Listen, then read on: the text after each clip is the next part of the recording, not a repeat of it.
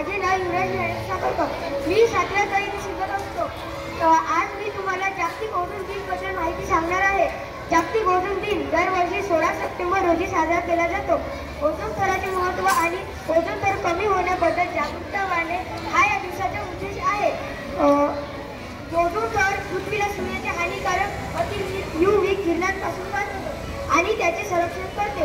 आपल्या सर्वांसाठी आणि पृथ्वीवरील जीवनासाठी महत्त्वाचे आहे. ओझोन स्तर हा पर्यावरणासाठी एक महत्त्वाचा घटक आहे.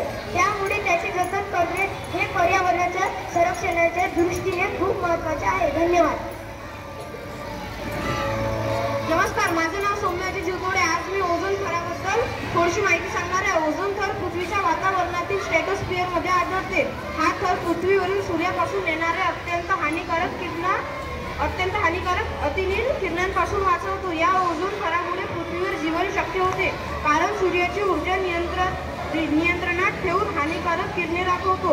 मानव निर्मिती रसायन जसे की क्लोरोफ्लोरोकार्बन आणि हेलोन्स या थराच्या ऱ्हासाचे मुख्य कारण आहे. ओझोन थर वाचवणे हे आपले प्रथम कर्तव्य आहे. धन्यवाद.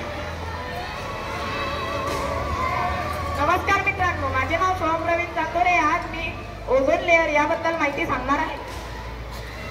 ओझोन थराच्या संरक्षणासाठी संयुक्त राष्ट्र महासभेने 19 डिसेंबर 2000 रोजी दरवर्षी 16 सप्टेंबर हा ओझोन थर जतन करण्यासाठी आंतरराष्ट्रीय दिवस म्हणून घोषित केला.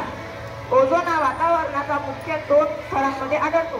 ते म्हणजे जमिनीपासून 10 ते 16 किलोमीटर पर्यंतचा वातावरणाची थर म्हणजेच तपांबर आणि तपांबराच्या वर 50 किलोमीटर पर्यंतचा थर म्हणजेच पितांबर. 90% ओझोन या स्तरात आढळतो. आपल्या घरातील वातानुकूलन प्रक्रियेत वायूमुळे ओझोन थराचे नुकसान होते. आपणच या ओझोन थराचे नुकसान होण्यापासून वाचवायचे आहे. धन्यवाद.